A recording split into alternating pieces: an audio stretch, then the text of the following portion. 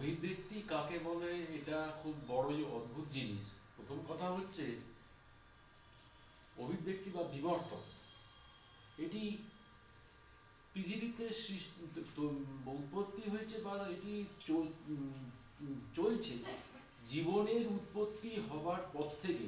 অর্থাৎ পৃথিবীতে যখন জীবনের উৎপত্তি হয়েছিল তারপর থেকে এখন আমি যে কথা বলছি এই সময় পর্যন্ত বিবর্তন কিন্তু হয়েই চলেছে জীব জগতের মধ্যে। তবে বিবর্তনটা কিন্তু খুব মন্থর এবং খুব সুদূর প্রসারীভাবে ঘটে থাকে। তার অনেকগুলো দিক আছে, অনেকগুলো পদ্ধতি আছে, অনেকগুলো রকমভাবে হয়ে থাকে। তা বিবর্তন বলতে আমরা কাকে বলব?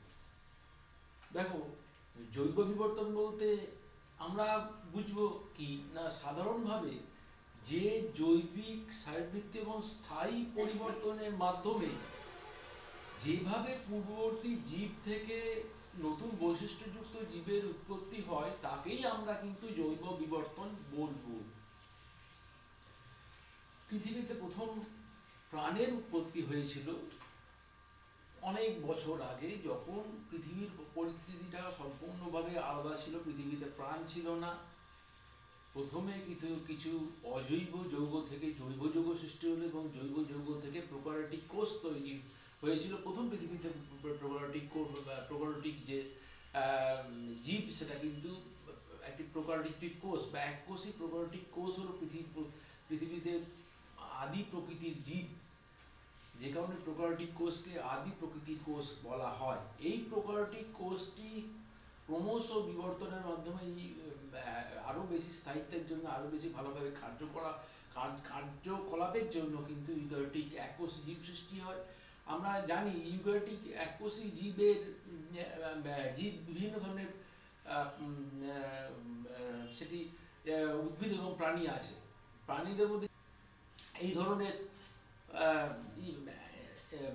ইউক্যারিওটিক এককোষী জীবের উদাহরণ অনেক আমরা দেখতে পাই। তা প্রোক্যারিওটিক জীবের থেকে ইউক্যারিওটিক জীবের যে পার্থক্যটা, সেটা প্রথম কথা হচ্ছে প্রোক্যারিওটিক, আমি যদি প্রোক্যারিওটিক এককোষী জীবের সঙ্গে ইউক্যারিওটিক এককোষী জীবের পার্থক্য দেখি, তাহলেও সেখানে কিন্তু বিস্তর পার্থক্য পাবো। প্রোক্যারিওটিক এককোষী জীবের ক্ষেত্রে হয় কি, সুগঠিত নিউক্লিয়াস সেখানে থাকে না, সেখানে কোষ অঙ্গাণু থাকে না। তার বদলে কি থাকে না, নিউক্লিয় বস্তুটি সাইটোপ্লাজমে ভাসমান অবস্থায় থাকে।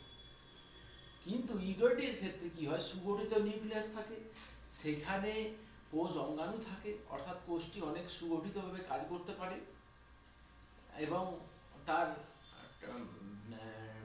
তার যে প্রোটিন সিনথেসিস বা প্রোটিন সংশ্লেষ প্রসেস তা অনেকটাই অন্যরকম বা অনেকটাই জটিল প্রোক্যারিওটিকের থেকে। কারণ সেখানে অনেক বেশি এনজাইম বা উৎসেচক কাজ করে। যাই হোক, দেখো, এই ইউক্যারিওটিক এককোষী জীব থেকে আবার অনেকগুলো পরিবর্তনের মাধ্যমে ইউক্যারিওটিক বহুকোষী জীবের সৃষ্টি হয়েছে। এই ইউক্যারিওটিক জীবের বহুকোষী জীবগুলি কিন্তু নানাভাবে বিবর্তিত হয়েছে। যেমন প্রথমে আমরা যদি দেখি যে ইউক্যারিওটিক বহুকোষী জীবের মধ্যে উদ্ভিদ এবং প্রাণী সেগুলি সৃষ্টি হয়েছে। ইউক্যারিওটিক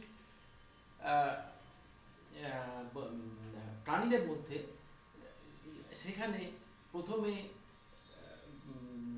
মৎস্য জাতীয় বা সামুদ্রিক প্রাণী, বা শুধুমাত্র মৎস্য নয়, সামুদ্রিক বিভিন্ন ধরনের সামুদ্রিক প্রাণী এবং মৎস্য জাতীয় প্রাণী, সেখান থেকে ক্রমশ উভয়চর প্রাণী সৃষ্টি হয়েছে।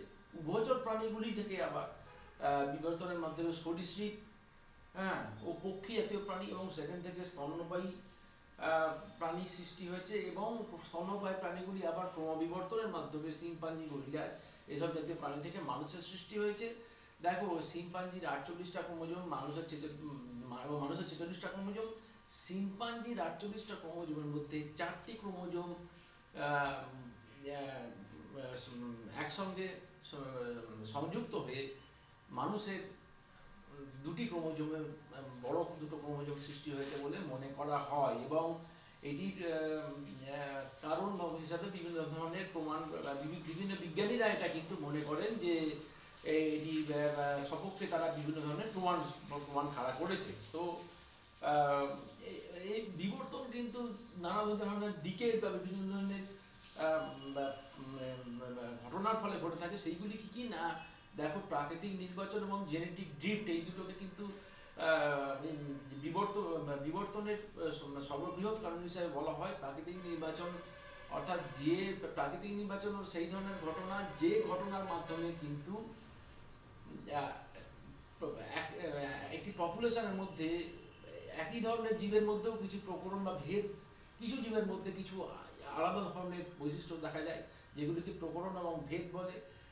এবং পরিবেশের সঙ্গে মানিয়ে নেওয়ার জন্য যে প্রকরণ বা ভেদগুলি বা যে বৈশিষ্ট্যগুলি কিন্তু প্রকৃতির সঙ্গে মানিয়ে নেওয়ার জন্য যে বৈশিষ্ট্যগুলি থাকে, সেই বৈশিষ্ট্যগুলি যুক্ত জীবগুলি ক্রমশ তারা কিন্তু পরবর্তী প্রজন্ম সেই বৈশিষ্ট্যগুলিকে সঞ্চারিত করে, এবং সেই তারাই কিন্তু প্রকৃতিতে বেঁচে থাকার জন্য বা প্রকৃতিতে অভিযোজিত হয়ে যাওয়ার জন্য উপযুক্ত হয়। আবার জেনেটিক ড্রিফট হলো র্যান্ডাম চেঞ্জেস অ্যালিল ফ্রিকোয়েন্সিগুলিতে যদি হয়, সেইগুলিকে কিন্তু বলা হচ্ছে জেনেটিক ড্রিফট। এটি পপুলেশনের মধ্যে একটি নির্দিষ্ট জিনের অ্যালিল ফ্রিকোয়েন্সিতে যদি র্যান্ডাম চেঞ্জ হয়ে যায়, তখন কিন্তু সেটাকে জেনেটিক ড্রিফট বলা হয়। তো এই জেনেটিক ড্রিফট কিন্তু এবং তার ফলে কিছু জেনেটিক ড্রিফটের কারণেও কিন্তু এই বিবর্তন, মানে একটা পপুলেশনের মধ্যে একটি নির্দিষ্ট পপুলেশনের মধ্যে একটি জীবের মধ্যে কিছু বৈশিষ্ট্যের পরিবর্তন হয়ে যেতে পারে হঠাৎ করে, এবং সেটা থেকে কিন্তু একটা প্রজাতি তৈরি হতে পারে, বা বিবর্তনে অন্য ধরনের জীব তৈরি হতে পারে। তা এটি একটা বিবর্তনের কারণ। এছাড়া দেখো মিউটেশন বা ডিএনএ যে তার বিন্যাস, তার হঠাৎ করে যদি পরিবর্তন হয়ে যায়, বা পরিব্যক্তি বা মিউটেশন হতে পারে। এবং পরিবেশগত নানা দিক আছে, যেমন বিভিন্ন ধরনের প্রাকৃতিক বিপর্যয়, এর ফলেও কিন্তু সেটাও কিন্তু বিবর্তনের একটা কারণ। প্রকৃতির হঠাৎ করে চেঞ্জ হয়ে যাওয়া, এবং সেই পরিবেশে একটি নির্দিষ্ট অঞ্চলে প্রকৃতি চেঞ্জ হয়ে যাওয়া কোনো কারণে, যেটা প্রাকৃতিক কারণেই হতে পারে।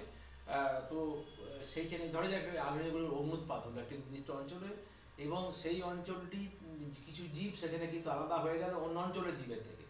তাহলে সেই জীবগুলি ক্রমশ আলাদা আলাদাভাবে থাকতে থাকতে তারা কিন্তু একটা নিজেদের মধ্যে একটু সম্পূর্ণভাবে আলাদা পরিবেশে থাকতে থাকতে তারা একটা আলাদা প্রজাতি তৈরি করে ফেললো। তো ওই আলাদা প্রজাতি তৈরি হয়ে গেল। তা প্রাকৃতিক কারণও কিন্তু এখানে কাজ করে বিবর্তনের ক্ষেত্রে। তা প্রাকৃতিক কারণ থাকে, এবং সেখানে তার জেনেটিক কারণ বা মিউটেশন, এবং কিন্তু অন্য প্রজাতি দ্বারাও কিন্তু অন্য প্রজাতি বা কোনো বড় প্রজাতি দ্বারা কোনো ছোট প্রজাতি অনেক সময় নিয়ন্ত্রিত হয়।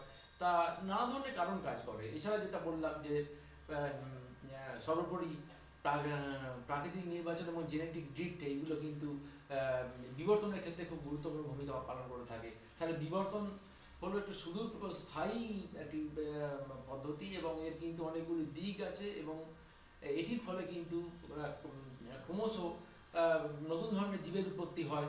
কিন্তু মনে রাখা দরকার, এই বিবর্তন শুধু পৃথিবীতে চলছে, এবং অনেক জীব কিন্তু এই প্রকৃতিতে মানিয়ে নিতে না পারার কারণে লুপ্ত হয়ে গেছে বা এক্সটিংক্ট হয়ে গেছে। সেই লুপ্ত জীবগুলি কি, যেমন মরিশাসের ডোডো, এবং এটি খুব গুরুত্বপূর্ণ উদাহরণ। এছাড়া ডাইনোসর যেমন মনে করো, এরা কিন্তু পৃথিবী থেকে বিলুপ্ত হয়ে গেছে। তা এই ধরনের আরও অনেক প্রাণী এবং উদ্ভিদ তারা কিন্তু পৃথিবীতে দেখো উৎপত্তির পর থেকে যে উদ্ভিদ এবং প্রাণীরা তারা কিন্তু উৎপত্তি লাভ করেছে, তাদের বিলুপ্ত হয়ে গেছে।